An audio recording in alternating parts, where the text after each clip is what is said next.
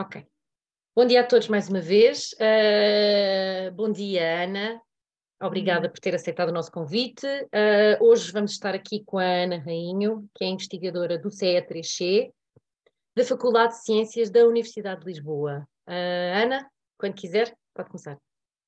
Bem, começo. Bom dia a todos, obrigada por estarem aqui connosco e obrigada pelo convite para fazer esta apresentação do projeto. Portanto, eu vou fazer, não é um projeto, não vou divulgar assim muitos resultados, quero mesmo só partilhar um bocadinho os objetivos, os métodos, o que é que nós andamos a fazer. E para isso começo por dizer, portanto, este projeto é financiado pela FCT e foca muito na questão de segurança alimentar e de como juntar estas duas partes, que é conservar a biodiversidade enquanto garantimos uma vida melhor para as pessoas. Portanto, e para isso dou um bocadinho de contexto. Portanto, este projeto foca um bocadinho numa questão que todos conhecem, não é? Portanto, os países em desenvolvimento, a produção dos alimentos é muitas vezes pouco eficiente e envolve um grande esforço. Portanto, é muito manual, é muito física e muitas vezes o produto final não reflete o esforço que é envolvido. Esta questão ainda é piorada pela questão das pragas, portanto, das pragas de insetos, das outras pragas, que acabam por reduzir ainda mais a produção e tornar estas populações dependentes da importação, daí a questão da segurança alimentar. Na África Ocidental e em muitas outras partes do mundo, o arroz é de facto o alimento base das populações locais. E numa tentativa ou a tentativa mais fácil para aumentar a produção do arroz, para assegurar a alimentação das populações, é um bocadinho para controlar este problema das pragas, é recorrer aos pesticidas, com todas as questões que isso traz em relação não só às questões ambientais, mas também à segurança da saúde humana das populações. E outra forma potencial de reduzir o efeito destes insetos de praga na produção, neste caso particular do arroz, é através do que é agora chamado, de uma forma assim pomposa, a intensificação ecológica. O que é que isto é? É apenas a questão de utilizar os predadores naturais destes insetos praga para reduzir ou para controlar a população destes insetos. E é nesta vertente que nós trabalhamos, ou que estamos a desenvolver este projeto. Então, o nosso objetivo é avaliar o contributo dos morcegos e aves insetívoros na supressão de insetos praga de arroz e estimar um bocadinho o valor ecológico destes serviços do ecossistema. Portanto, não só tentar perceber se eles realmente, efetivamente, conseguem suprimir as pragas, mas também perceber, ok, então quanto é que isto vale economicamente. Onde é que este trabalho decorre? A Guiné-Bissau. Muitos de vocês já conhecem, portanto, podem ver que é ali na zona norte da Guiné-Bissau, a sul de Farim, a norte de Mansaba. Só para vos dar assim uma ideia, e espero que isto funcione, e não funciona. Deixa eu ver. Não. Pronto, para terem uma ideia isto é um videozinho, não corre, paciência. Portanto, para terem uma ideia do que é a nossa área de estudo, são pequenos arrozais, são áreas envolvidas por floresta e por matos de caju, e podem ver as pequenas parcelas. Portanto, os arrozais em si são divididos em pequenas parcelas, em que cada parcela é atribuída a uma família, a uma produtora agrícola, que gere autonomamente a sua parcela. E, portanto, nós acabamos, num arrozal só, acabamos por ter um mosaico de diferentes fases da cultura do arroz. Algumas são plantadas, semeadas mais tarde, outras são colhidas mais cedo, portanto acaba por ser um bocadinho mosaico, mas a paisagem é muito esta, envolvida em floresta e em cultura de caju. O projeto tem 6 questões, que nós vamos abordar agora assim muito rapidamente. A primeira é perceber exatamente, então, que espécies de aves e de morcegos se alimentam nas bolenhas de água doce, porque nós estamos a trabalhar apenas nos arrozais de água doce, conhecidos localmente por bolenhas. Portanto, existem outros tipos de arrozais na Guiné-Bissau, os arrozais costeiros, de água salgada, os arrozais de sequeiro. Nós estamos a trabalhar exclusivamente em arrozais de água doce. Para conhecer que espécies de aves e morcegos utilizam estas bolenhas, nós fazemos censos com as aves, portanto, muito de observações, percursos, e também utilizamos metodologia acústica, que é utilizada também para os morcegos. Montamos gravadores nos arrozais, que permitem, durante o dia, gravar as aves e, durante a noite, gravar os morcegos. E, desta forma, perceber melhor que aves e que morcegos utilizam, de facto, os arrozais.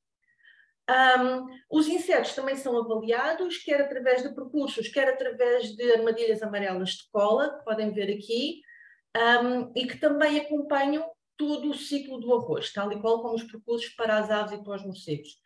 Este ano tivemos uma adenda, para além dos serviços de ecossistema, estamos um bocadinho a ver outras componentes como os de services, os de serviços, e integramos a parte dos roedores. Portanto, temos pessoas também, temos aqui a Raquel, a trabalhar com a parte dos ratinhos e qual é a diversidade e a abundância de ratinhos nos arrozais e nos habitats de água. A segunda e a terceira tarefa têm metodologias comuns, ou seja, nós queremos não só perceber quais são as aves e os morcegos que utilizam os arrozais, mas também perceber se eles realmente se alimentam dos insetos praga.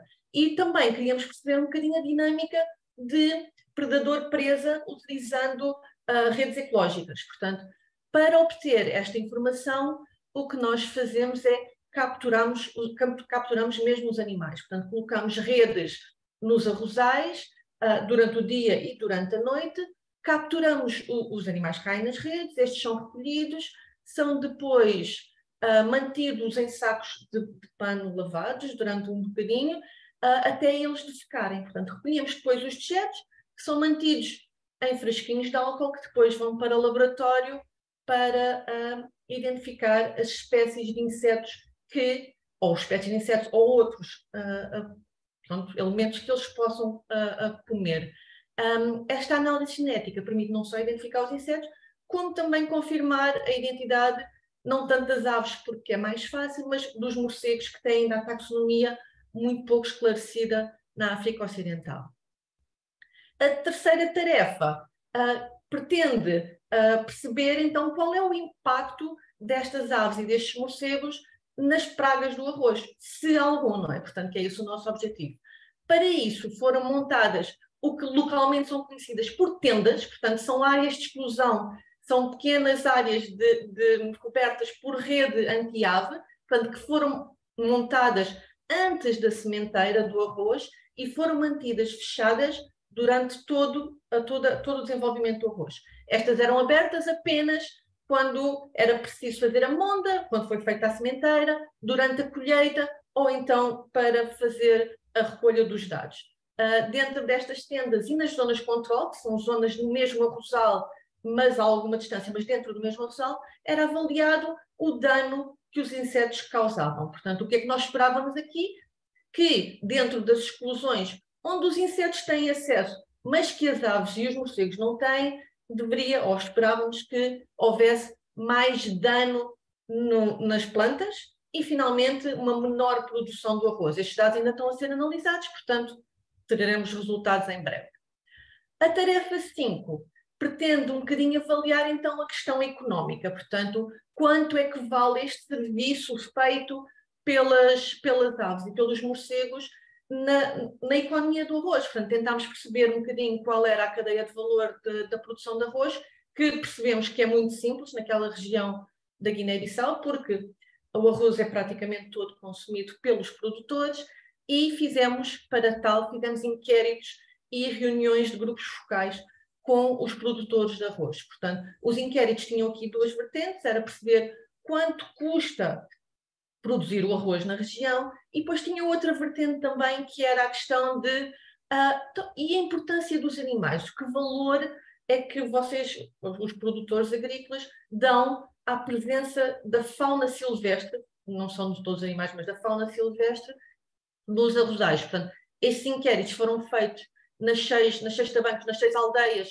que estão incluídas na nossa área de estudo, e foram feitas em quase todas as produtoras de cada uma das aldeias. Finalmente, a última tarefa, é tentar aprofundar um bocadinho esta questão da intensificação ecológica, não é? Perceber então se aumentando a disponibilidade de abrigos nos arrozais, neste caso abrigos para morcegos, que são mais simples de instalar, se é possível realmente aumentar este efeito de predador, fazer esta intensificação ecológica dentro dos arrozais. Para tal, foram localmente construídas caixas de abrigo, que depois foram, e vamos então ver se agora funciona. Não funciona.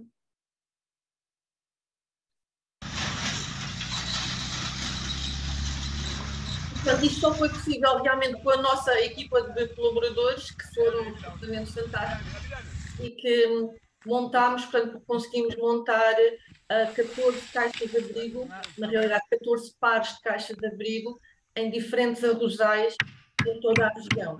Portanto, estas caixas de abrigo estão então agora montadas nos arrozais e foram montadas agora em dezembro, e estamos então à espera de ver se essas serão, se elas serão ocupadas por morcegos ou não. Foi um trabalho ainda assim, pronto, trabalhoso, digamos assim, mas que resultou muito bem, digamos, foi um apoio incrível, tanto das produtoras que nos permitiram montar as caixas de abrigo nos seus arrozais, como da nossa equipa local também.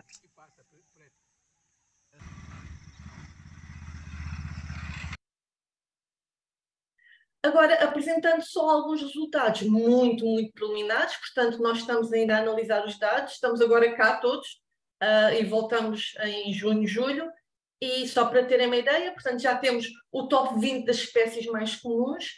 Eu não sei o que vocês conhecem das aves locais, mas temos aqui o tecelão como a espécie mais abundante, mas de longe, portanto, não há qualquer comparação, e temos aqui uma questão do tecelão, que eu depois já falo um bocadinho mais à frente.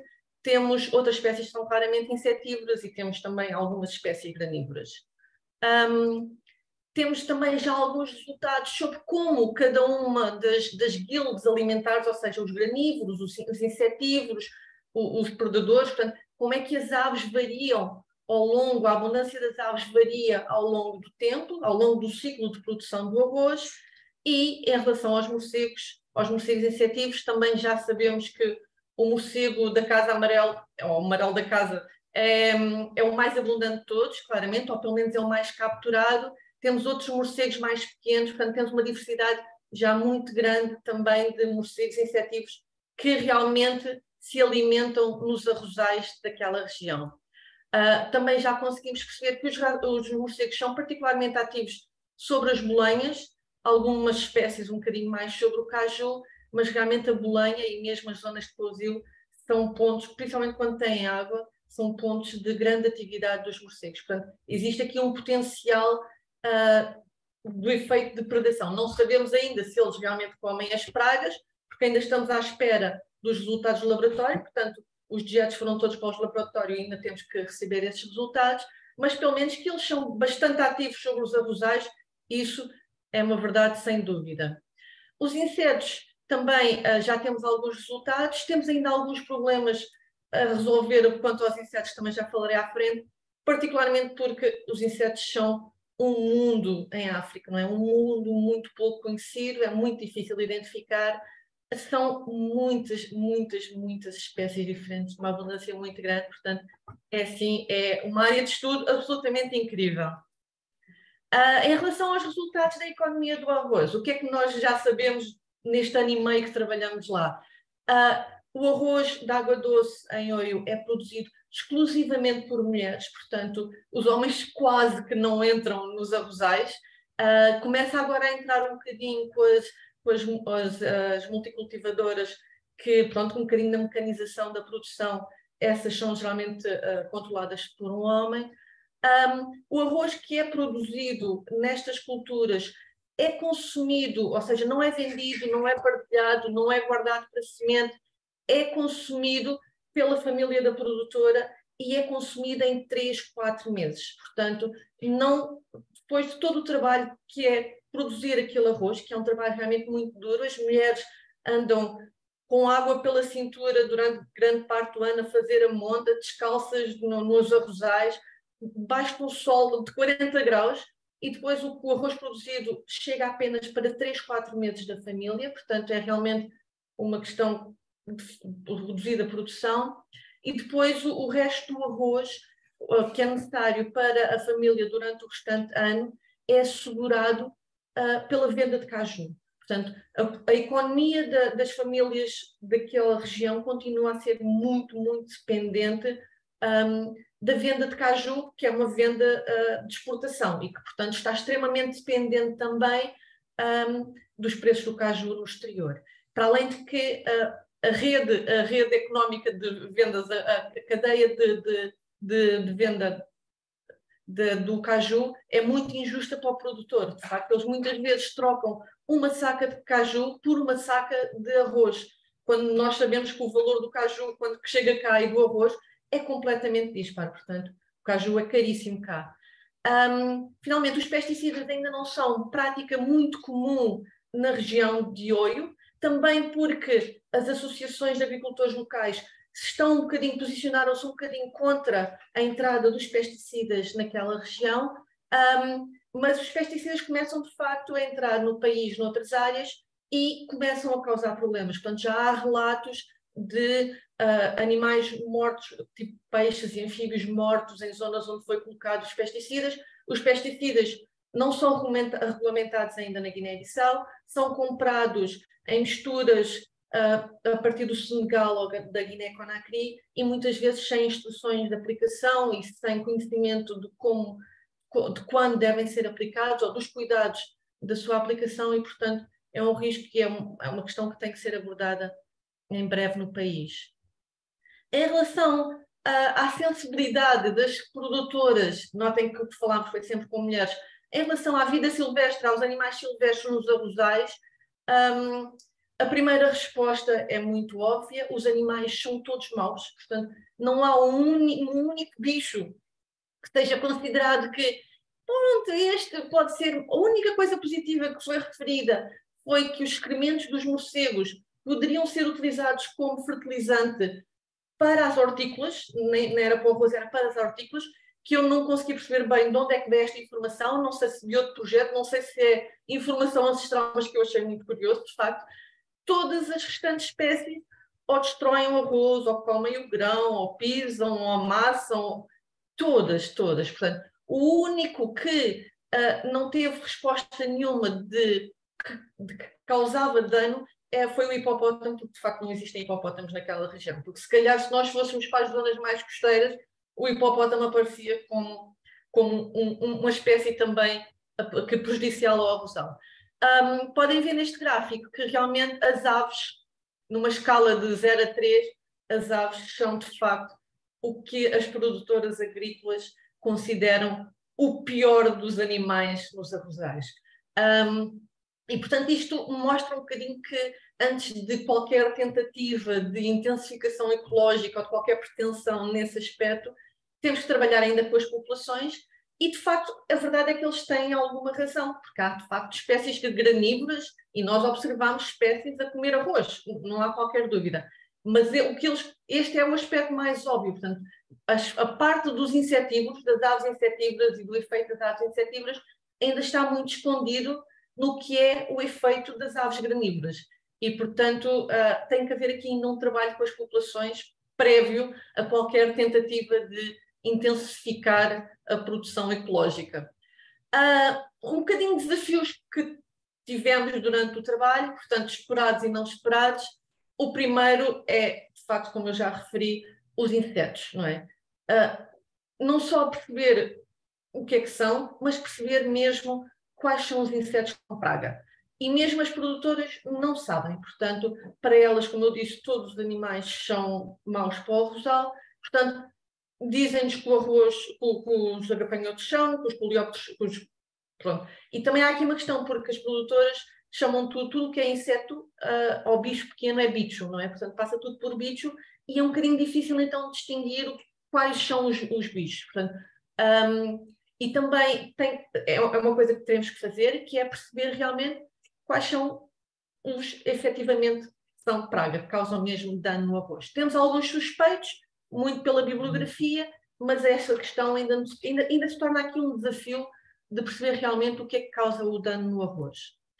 A outra questão que também já abordei um bocadinho é insetívoros versus granívoros, não é? Portanto, as aves são quase, digamos assim, odiadas na generalidade, portanto, até as andorinhas, coitadas, que só comem insetos e que nunca comem um grão sequer, pronto, são aves, está tudo, não há cá escapatória possível. E há aqui uma questão adicional, que é a dualidade da dieta de algumas aves. Algumas aves, quando têm crias, são insetívoras, portanto, alimentam as crias com insetos e, portanto, têm um efeito muito grande porque têm que se alimentar assim e às crias e alimentam-se de insetos. E depois, quando as crias começam a levar, alteram a dieta e começam a comer grão também. E este é o que acontece com a espécie que eu falei, o tecelão, que é este aqui, que realmente tem esta dualidade e que é a espécie mais abundante na área. E que, segundo as produtoras, elas, na altura da produção do grão, no final, quando o arroz já está maturo, eles formam bandos e elas dizem que, literalmente, que atacam em conjunto, atacam o arrozal, limpam o arrozal e vão-se embora para o outro. Portanto, e esse é um efeito que todas elas conhecem muito bem. Portanto, a parte deles serem insetívoros durante o período de crescimento do arroz não é de todo conhecido.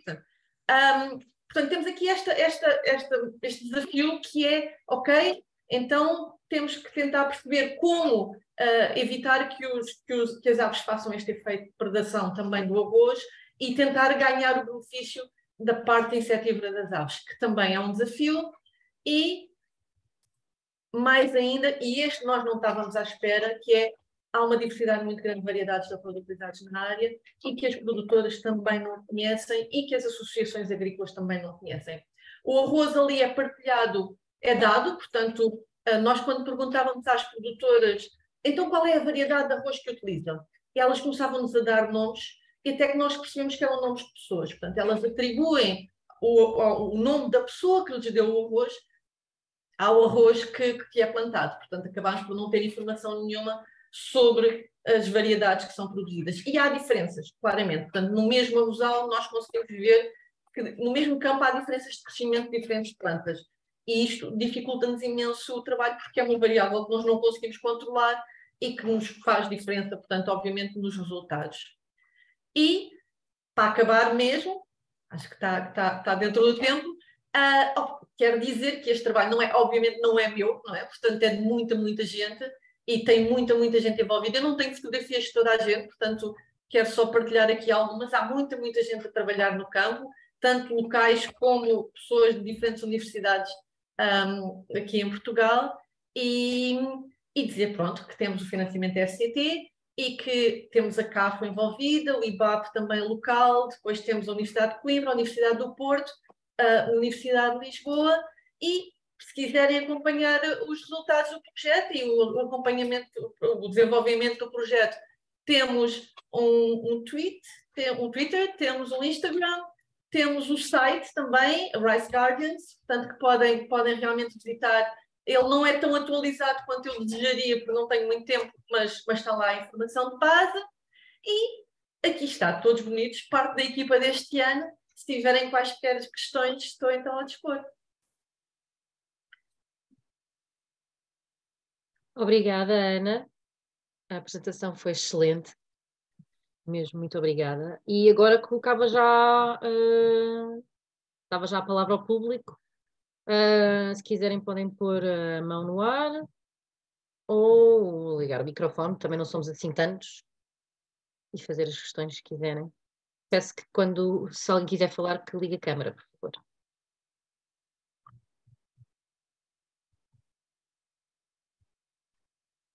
Ana, já agora, se calhar, enquanto não faço... Isto é um projeto de quantos anos? 3 anos. 3 anos? Ok. Vamos ter um prolongamento por causa do Covid, porque não conseguimos iniciar logo. Pois eu vi ali as fotografias com as máscaras, portanto imaginei que já... E aí foi mesmo no final de 2021, foi mesmo a primeira oportunidade que tivemos para ir para a Guiné. Pronto, fomos logo. Ok. Temos aqui uma pessoa, Hugo Pedro, bom dia.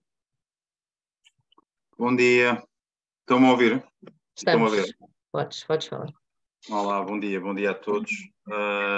Parabéns pelo projeto. Parabéns, é muito interessante esta lógica. Eu estava a ouvi-la e parecia-me que isto era uma espécie de aquilo que em agricultura se pode chamar de proteção integrada, não é? Juntar assim, utilizar assim este tipo de ferramentas. Queria só fazer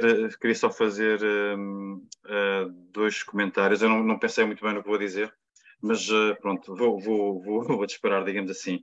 Começando só por uma observação que fez relativamente ao guano e à utilização do guano pelos agricultores. Não é de facto uma coisa que está democratizada. Eu acho que realmente passou de boca em boca a possibilidade de utilizar o guano como fertilizante, e acho que daquilo que eu conheço começou no leste da Guiné-Bissau, onde há de facto grutas de morcegos, não é? Não faço a mínima ideia qual é que é a espécie, não conheço. E é utilizado pontualmente como fertilizante, mas sem nenhuma ótica assim até na venda ou na revenda. E temo em dizer que acho que até é mal utilizado. É uma aplicação direta na horticultura, como disse, não na produção de arroz, que eu também carece de estudos. Não sei até que ponto é que o azoto na produção de arroz, visto que é um meio anaeróbio, se aquilo faria muito sentido ou não, honestamente. Fez-me aqui uma observação que eu achei muito interessante, que é o desconhecimento das variedades de arroz. Isto aqui é um bico de obra para quando se trabalha lá, por isso é que muitas organizações optam por trabalhar com variedades previamente conhecidas. Eu acho que há alguns trabalhos, isto aqui é mais uma partilha de informações, há alguns trabalhos até de terreno de algumas organizações que poderiam ser úteis se realmente se acharem. Há um trabalho da ONG Elvia, de um agrónomo que teve há 2 ou 3 anos, talvez mais, na Guiné, em que houve uma tentativa de purificação de algumas variedades locais para posterior reutilização pelos agricultores. Mas, se calhar, a autoridade, ou a maior autoridade que poderia ajudar nisso, seria a doutora Marina Temudo, que também há pouco tempo teve aqui uma apresentação do seu projeto, o Malmum, que trabalha já há décadas, neste caso, na parte do conhecimento das variedades locais de arroz. Eu temo em dizer que provavelmente as variedades que encontrou não são variedades locais, visto que os híbridos produzidos os híbridos que são muitas vezes conhecidos pelos genéricas, rapidamente se difundiram pela Guiné, porque realmente os agricultores começaram a perceber que são muito mais produtivos, são mais produtivos e com algumas resistências. E depois, da minha experiência, isto é só para fazer também aqui mais um comentário, da minha experiência, e isso é um comentário barra pergunta, aquilo que eu entendo, os grandes problemas de fitossanidade do arroz que eu fui encontrando eram ou doenças, ou neste caso uma praga que era o arroz, que eram os gafanhotos. Era aquilo que eu via mais. Pequenos bichos, pronto, vi uma outra coisa, uma lagarta ali na zona antes de chegar a Bafatá, mas ali o problema que eu me lembro de encontrar eram os gafanhotos. Uma questão, é possível utilizar os morcegos como predadores de gafanhotos? Isto faz sentido o que eu estou a dizer, ou nem por isso? Obrigado. E mais uma vez, parabéns. Obrigada eu, portanto, tenho aqui já muita informação muito, muito interessante. Eu, de facto, eu conheço a Marina, portanto, terei que falar com ela. Não tive ainda a oportunidade, mas, pronto, ela também anda super ocupada com o projeto dela. Mas se calhar é uma boa solução eu falar com ela.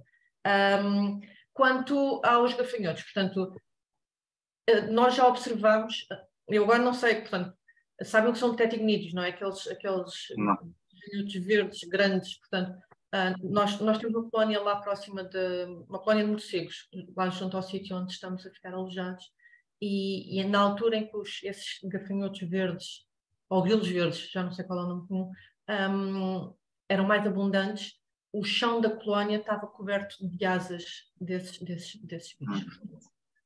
Não sei se os gafanhotos em si, esses são mais difíceis de observar, se são predados por morcegos, porque existem morcegos insetívoros muito grandes na Guiné, ou seja, os mais pequenos têm o tamanho assim de um polegar, portanto, esses de certeza que não comem gafanhotos.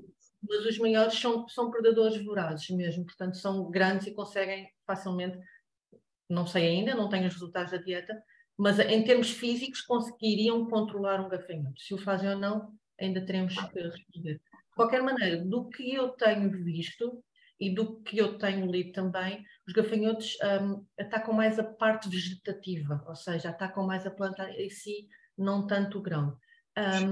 Mas nós observamos, e realmente eu acho que muitos dos danos que nós temos observados são também causados por doenças, sejam vírus, sejam fungos, mas também temos observações dessas lagartas, das brocas que falou, que têm umas borboletinhas muito características e que nós capturamos, são bastante abundantes nos arrozais. Essas, pelo menos, que são dadas como pragas na África Ocidental, ocorrem lá nos arrozais. Não conseguimos detectar um efeito muito, muito grande ainda dessas brocas, mas temos realmente algumas espigas completamente vazias, plantas mortas no interior, portanto parece sugerir um bocadinho esse efeito dessas lagartas. Mas é como disse na apresentação, portanto, nós ainda não conseguimos bem ter a identificação das espécies de pragas e do efeito que elas fazem mesmo. Portanto, é uma das dificuldades que temos. Mas tem toda a razão em relação às doenças serem de facto um problema naqueles arrozais também. Pois. E uma questão, aqui numa lógica, bom, continuando aqui com a liberdade literária da proteção integrada, eu não conheço a zona onde está a decorrer esse projeto. Qual é que é a reação das pessoas relativamente a esta vossa atividade de porem os abrigos para morcegos? É uma coisa bem aceite ou é estranho? Porque eu acho que é capaz, não conhecendo nada do assunto, poderia ser uma abordagem interessante nesta coisa da proteção integrada junto às bolenhas, mas tem algum receio de qual é que poderá ser, qual é que foi a reação das pessoas, embora também saiba que isto é tudo uma questão de tempo. As pessoas, nós habituamos a tudo, como é óbvio, não é? Foi fácil. Como foi a reação perante a explicação? Estamos aqui a fazer um teste com os morcegos e qual é que é o impacto que tem nos bichos no arroz? Como é que foi a reação das pessoas? Nós temos uma vantagem incrível, temos muitas vantagens em estar a trabalhar nesta região. Portanto, a associação com que nós trabalhamos, a Associação de Agricultores, tem uma grande presença no terreno e é muito respeitada pelas produtoras. Portanto, é mesmo muito respeitada. Portanto, eu não falo mandinga, portanto, nós andamos sempre com os nossos guias, os nossos animadores, os nossos tradutores. E eles têm realmente muita facilidade em falar com as produtoras e transmitir. O que foi assegurado é que não era para aves. Portanto, e logo isso à partida facilitou muito, muito o trabalho. Não era? Desculpa, não percebi. Para aves. Ou seja, os aves eram okay. E que não eram para aves. Eu acho que se nós tentássemos fazer alguma coisa para aves, iríamos ter muitas, muitas dificuldades. Os morcegos têm, por estranho que seja, ou seja, na nossa cultura os morcegos são muito mal vistos, não é? Lá não tanto, portanto, os morcegos ali há um grupo que ainda pode ter alguns benefícios. Os frugívoros talvez menos, mas os pequeninos, e também porque no Senegal eles portanto, são usados como alimento também, portanto até há produtoras a dizer que gostam muito de morcegos, principalmente grelhadinhos, não é? Assim, que tem uma gordurinha muito boa. Portanto, acho que a receptividade tem um bocadinho a ver com o facto de ser para morcegos e não para aves, tem a ver com a grande presença no terreno da associação com quem nós trabalhamos e por isso não tivemos problema absolutamente nenhum mesmo, não tivemos dificuldade. Portanto, nós tivemos algumas dificuldades ao longo do tempo e coisas muito pequeninas. Tivemos algumas questões da nossa presença à noite, portanto, as pessoas têm receio realmente da noite e do que é que nós andamos a fazer à noite, porque nós fazemos, para montar as redes tem que ser durante a noite, não é? E pronto, não vou desenvolver muito, mas ia um bocadinho contra as crenças locais e levantou-se alguma suspeita do que é que nós andávamos de facto a fazer no meio do terreno à noite. Portanto, isso teve que ser feita uma reunião com o secretário-geral da associação, com as tabancas todas, a explicar que nós andávamos de facto a apanhar morcegos para recolher excrementos. Também tivemos uns problemitas poucos, porque vocês viram as armadilhas de cola, eram penduradas com cordel entrançado e pronto, e muitas vezes acabámos por encontrar as nossas armadilhas no chão e o cordel desaparecido, portanto o cordel era um bem precioso, aparentemente também teve que ser, pronto, tivemos que dizer, se vocês querem cordel, nós damos cordel, agora não nos tirem os equipamentos do terreno, mas foram coisas pontuais e muito, pronto, comparado com os problemas que poderíamos ter. Eu sei que há sítios onde as redes das explosões foram todas roubadas e que nada, portanto, nós tivemos a vida muito facilitada ali, portanto, não tivemos de facto muito problema. E mesmo na instalação das caixas de abrigo para morcegos, a receptividade foi, assim, não vou dizer que nos saltaram para o colo, mas sim, mas não nos levantaram problemas nenhums. E mesmo quando nós chegámos ao terreno, no primeiro ano, os guias explicavam sempre, nós fizemos sempre questão em que toda a gente soubesse, portanto, houve reuniões com todas as tabancas, sempre que íamos para o campo era explicado o que é que nós lá estávamos a fazer, portanto foi sempre bastante falado. E as produtoras, pronto, nós somos estranhos, sabemos que somos estranhos no meio daquele país, mas sempre nos acolheram muito bem, sempre, pronto, muito, de uma simpatia, uma receptividade incrível, portanto são pessoas incríveis mesmo. Ok, obrigado. Obrigada, eu. Obrigada. Mais alguém tem alguma questão?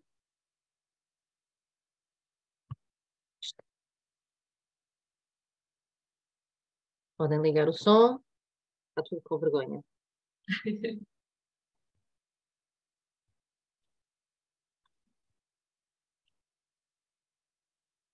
Ninguém tem questões?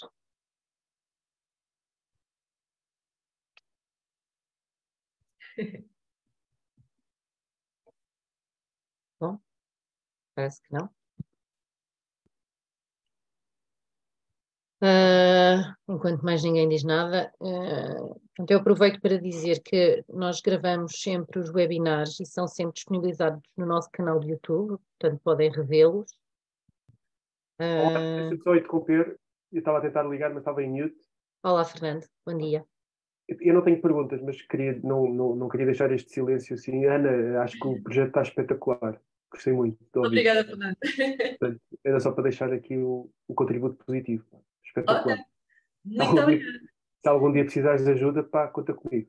Está bem. Um abraço. Um abraço. Não, eu achei esta apresentação mesmo espetacular, estava mesmo muito boa. Às vezes nós fazemos estes convites e às vezes são um bocadinho, algumas apresentações são um bocadinho científicas demais, não é? Que nós pedimos, não, mas... não sabia que não era esse o objetivo.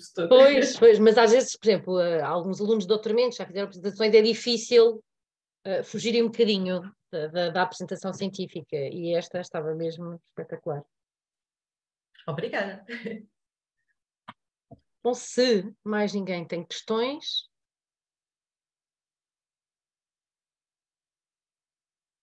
Ruben, vejo-te aí, não tens nenhuma questão?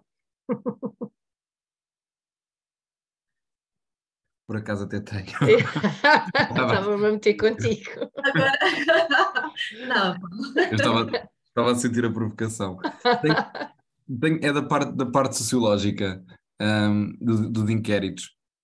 Perguntar como é que foram feitos e qual é que foi o número de pessoas a responder, e se foi representativo de toda a área, se foi muito local, e se os dados já estão todos analisados.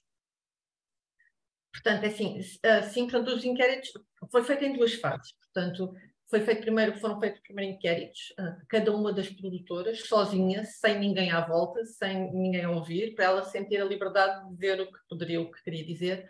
E foram feitas, eu não quero mentir, mas cerca de 300 inquéritos.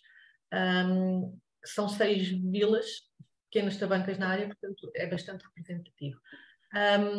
Depois, nós temos uma colega que trabalha connosco que está mais envolvida, portanto, eu sou bióloga, não trabalho muito em áreas sociais, e sugeriu que, portanto, o inquérito tem aquela coisa que é muito sim, não, talvez, aquele, portanto, é muito sintético, digamos assim.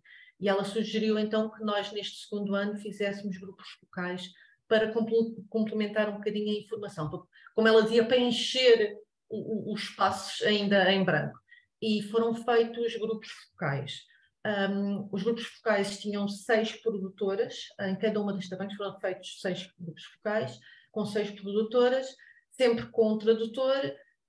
Quem fez foi uma das autoras do projeto, a Patrícia Chaves, em que pronto, eram feitas perguntas em que elas tinham a liberdade de responder, foram todas gravadas, portanto, os grupos focais foram todos gravados e depois tiveram que ser traduzidos do mandinga para o português, portanto, e isso ainda já estão feitas as traduções, mas não está feita a análise, portanto, é uma das coisas que vamos agarrar agora. Os inquéritos já têm uma análise um bocadinho preliminar, aquele gráficozinho que eu ali mostrei, só assim para dar portanto, também já temos o que é mais importante a nível económico para as produtoras, quais são os problemas que elas identificam como mais graves, portanto, posso já adiantar que é a falta de ferramentas, portanto, a questão pior para elas é mesmo a falta de ferramentas.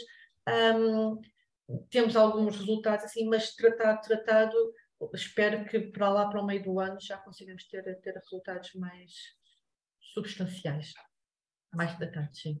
Obrigado. Tenho mais uma questão, que é sobre as aves. Se esta noção de que as aves provocam danos, não é? Se gera algum aspecto negativo no que toca à sua conservação?